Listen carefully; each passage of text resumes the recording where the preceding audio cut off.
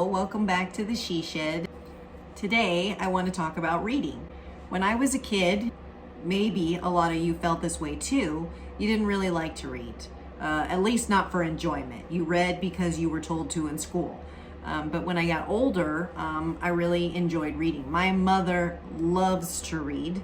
She will read a book 2-3 times. She loves to read so much. So one of the first books that I bought was Reese Witherspoon's Whiskey in a Teacup. And this was my first autobiography that I had bought, and it was so good. I've read it twice. I mean, how can you not love a book whose title is Whiskey in a Teacup? Don't you kind of think that summarizes women? I mean, we're expected to be like a teacup, precious, delicate, pretty, but then whiskey in a teacup? I mean, because I know I am very spicy sometimes. I am very hot sometimes when I'm angry, and so whiskey in a teacup, I think, just explains it perfectly. She has great stories about growing up in the South, recipes. I even tried one of the recipes. Okay, this applesauce cake recipe right here, this thing is to die for. And I am not a baker, but I actually made it and it turned out fantastic. It was delicious and my family liked it.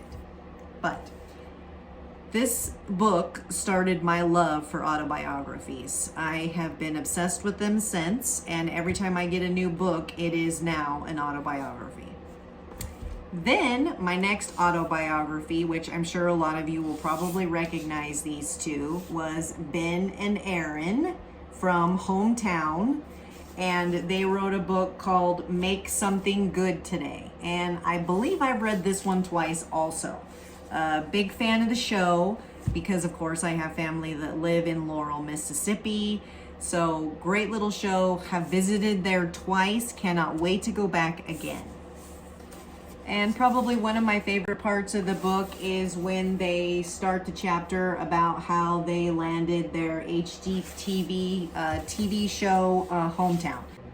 Okay, one that you would not have expected me to read was The Way I Heard It by Mike Rowe. I love Mike Rowe. You probably remember him from Dirty Jobs and The Deadliest Catch. He's the one that does the voiceover on that. Anyway, really fun, quick read because it's like little short stories.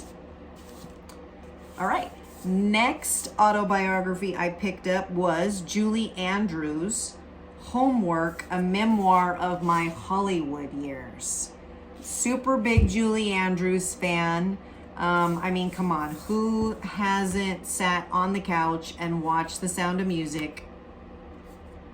The whole thing. My mom and I had, every year we sat on the couch together and we watched The Sound of Music, usually around the holidays, I think is when it came out. But I learned a lot about her that I didn't know. And wow, all the hard work it takes to be in Hollywood, it's crazy. And of course, all about the love of her life and her kids, and all the traveling that she did was amazing. So again, this was a really, really good book. I'm going to say that about all of them, but they all were really, really good books. I got Andrea Barber's book, Full Circle, From Hollywood to Real Life and Back Again. And I will tell you what, this book is good. It talks a lot about her emotional distress as far as being a child actress and then going into adulthood. She speaks a lot about anxiety and depression in this book. So if you are going through anything like that, then I would recommend this book. It's just because there are so many people out there that are going through it, and to have someone put themselves out there like this in a book for everybody to read, especially someone who has been on the big screen and the little screen, I think it would be a really great resource. So this was a really very good book. Then my most recent book that I read was Stories I Only Tell My Friends by Rob Lowe. And I mean, let's get real, ladies. This is a good looking face right here. This is a good looking man. I'm watching him right now on 911 Lone Star on TV, and I don't remember how old he is now, but he is still looking good. And this was a really fun book to read. I grew up watching The Outsiders and St. Elmo's Fire and all those movies that he was in. So it was really cool to kind of just reminisce while reading about how he was going through all that stuff at the same time. So this was the last book that I just finished. And I am currently reading the autobiography of Sally Fields, which, wow. There's a lot of heavy stuff in there in the beginning, and I'm still not finished with it yet. I kind of put it down for a while because things got so crazy and hectic. But I did not realize that Gidget, I mean, I know I'm dating myself. If you don't know who Gidget is, Google it. Cute little show that she was in when she was very, very young. But she went through a lot of stuff when she was very young, and I would say bravo, Sally Fields, because she grew up to be an amazing woman and an amazing actress, and I have loved everything that she has been in. So I am really looking forward to finishing that book.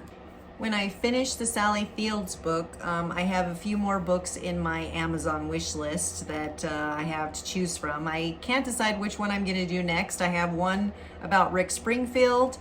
Come on, Jesse's Girl. I have one about Leah Remini, which I think would be really interesting because, I mean, I watched King of Queens, but I didn't know that she was involved in all that other stuff with the Church of Scientology, so kind of interested in reading that. I have one about Goldie Hawn, which should be really good. I mean, come on, she's married to Kurt Russell, right? How could that be a bad book? So that's 3 of them that I have in my Amazon wish list right now that could possibly be my next autobiography. So if you like autobiographies and you have any recommendations for me, please put them in the comments below. Like and subscribe for me. Just having a good time doing this, and hopefully we'll have a new adventure video up for you soon. Thanks a lot for watching and joining me in the She Shed.